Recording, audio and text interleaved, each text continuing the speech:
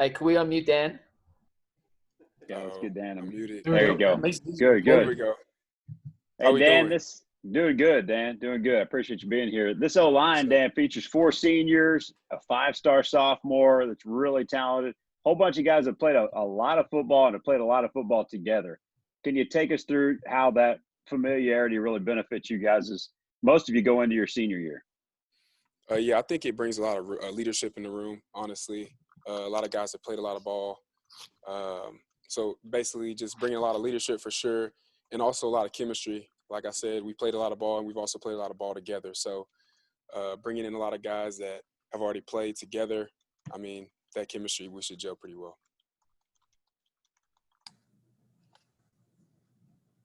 Next, we'll move to Robert Cessna at the Bryan College Station Eagle, and then we'll go to Mike Lucas. Hey, Dan, last year in the 5 losses, you guys struggled to move the football on the ground in those games. When you look back at those games, what was the problem? And moving forward, how do you feel you'll match up better when you get to those top 10, top 25 matchups? For sure. Like I said, chemistry, honestly. Guys that have played a lot of ball. We're coming back again for another year again with each other. This is our second year under Coach Henson. We're understanding him, what he wants, what he's asking of us, and I think it'll be tremendous. All right, and we'll move on to Mike Lucas. But before we go to Mike, it should be noted that I'm told that that Dan will be graduating this December. So something else about Dan. So Mike Lucas.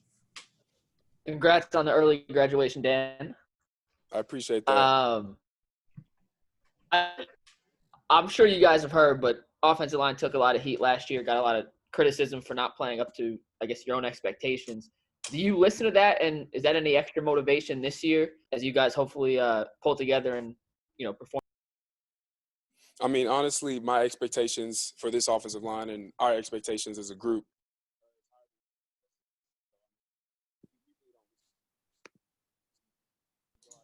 Next, we'll move on to Tyler Shaw from KBTX, and then to Owen Buchanan.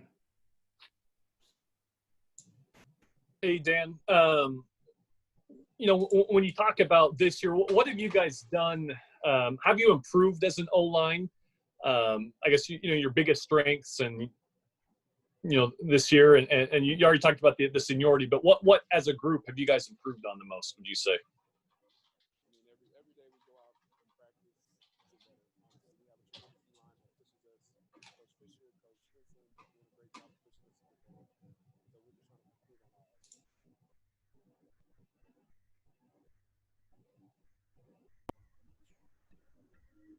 Can anyone hear Dan? I didn't hear an answer there. Anybody up there? I think we have a tech issue, Brad. Yep. I didn't hear Dan's answer to my question or Tyler's question. Didn't hear that one either. Matt Calloway, can you hear me? Can you fix this?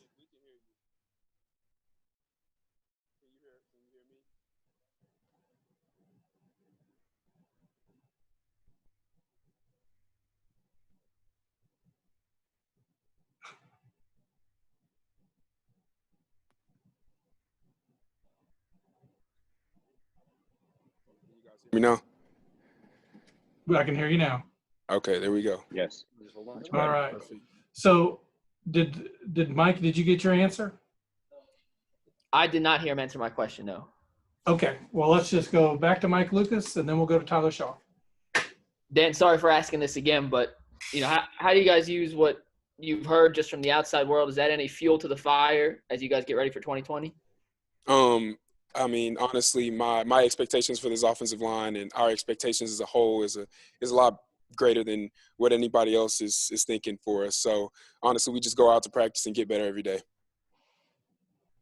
All right, next question is Tyler Shaw from KBTX, and then Owen Buchanan. Hey, Dan. So, yeah, just again, kind of going off that a little bit, but what specifically have you seen in this first week of practice that you guys have really improved on, and how is this O-line going to be better than last year's? Honestly, like I said, we go out every day to practice to get better.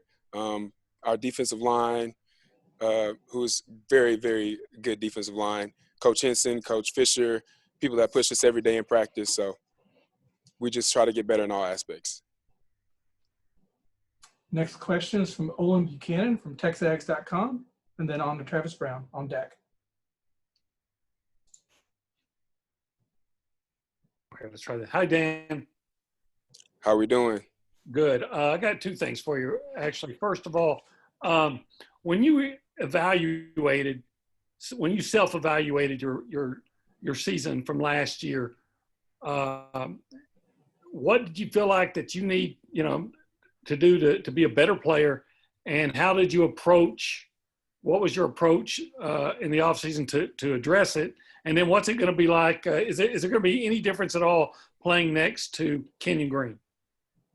Honestly, this season, I had to look myself in the mirror and just say that I didn't play as good a ball as I wanted to, and I had to improve. And so this offseason was a challenge to myself to see how good can I be, how far can I push myself. And I think I did a good job of that, honestly. And Kenyon Green he's like a little brother to me. So, I mean, playing next to him it's been great. All right, we'll move on to Travis Brown, and then we'll go back to Gabe. How's it going, man? It's going good. So I know the SEC released some new information today on some of the testing protocols for COVID-19, and it included some different kinds of heart testing, heart imaging, if you test positive. What does that mean to you as athletes, that the heart imaging, heart aspects of things are getting added on to as another safety precaution to keep y'all safe as you go into the season? Honestly, I had no idea that was added. I mean, I believe we've been doing that before, honestly. So I don't think that changes anything with us. I mean, our training staff is doing a great job of keeping us up to date with everything. So I don't think that changes anything with us, honestly. Pretty sure we've been doing that. Dan, you might tell them that before you even started practice, you had a cardiac test. Yeah, we've before we start practice, I mean, like once you test positive, or you have to have a cardiac test to come back. So Thanks.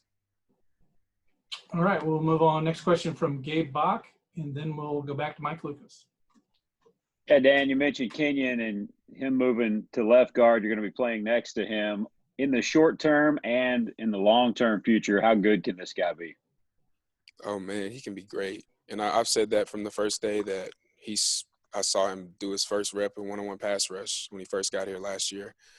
He's explosive, he's twitchy, and he figured it out early. And that's very rare. And his body type, his mindset, he prepares like an older guy. It's just exciting to watch him grow. All right, let's move on to Mike Lucas, and then we'll go to Tyler Shaw. Hey, Dan, two-part question here, but they're kind of tied together. What's it like going up against this A&M defensive line in practice every day? And then how does that help you guys get better and prepare for the other defensive lines you'll see in the SEC? Yeah, it's helping us a lot. I mean, all across the board, our guys have gotten tremendously better and improved this offseason. Obviously, we had an extended offseason, so more time to lift, more time to get in shape, and you can definitely feel that on the field, and they're definitely getting us ready for the competition we'll be facing this year. So I can't remember what the second part to that question was. Yeah, just, how you go against them every day in practice. How does that prepare you for, some of the other top defensive lines in the conference?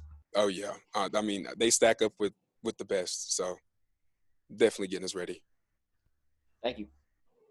Next question is from Tyler Shaw at KBTX, and then back to Olin Buchanan. Hey, Dan, when you talk about the atmosphere and the feeling around just the entire team as a whole, when you go back to last year's first week of camp, how is this year's first week different? The energy, for sure. The energy, you can feel it. The leadership, the young guys, they have a lot of personality and they bring a lot of energy to this team. And you can definitely feel it in practice.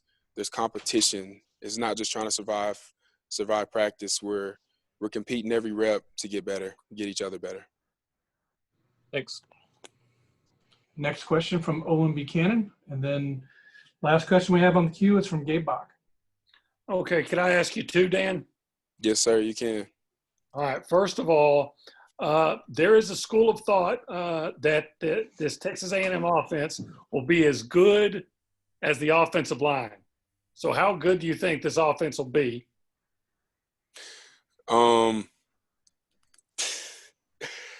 This offense will be as good as this offensive line. You're very correct about that. And this offensive line is improving every day. Like I said, we're getting better every day. We're practicing every day. We're going against a tremendous defensive line. We have great coaches pushing us, great coaching staff. So I guess we'll just have to see on game day. And secondly, I know everybody's read it and you've seen it. There's been all across the country, a lot of players deciding to opt out. Why do you think it is, in your opinion, that none of the main players for Texas A&M has decided to opt out this year? We just want to play ball. That's all I can say. We just want to play ball. Good enough. All right. It looks like Gabe Bach will finish us up from Yeah, Dan. TexAgs.com. Thank you, Brad. Dan, what can you tell us, especially now that it's behind you? It seemed like it was a really banged up group. We know about McCollum's back. We know Prater played with an injury. We've learned that Carson's played with an injury. We've heard you played with an injury. Not to make any excuses, because you guys never once made an excuse out of it, but can you take us through just how badly the injury bug hit the O-line last year? I mean, every year that happens. I mean, guys play banged up.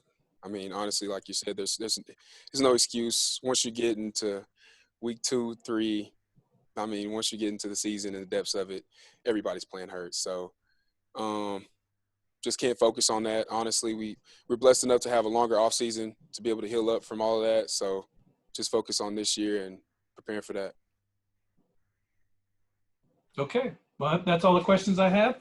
So thanks, Dan. And I appreciate that's all you. all right. That's all we have Thanks, for today. Dan. Thank you. Thanks, Dan.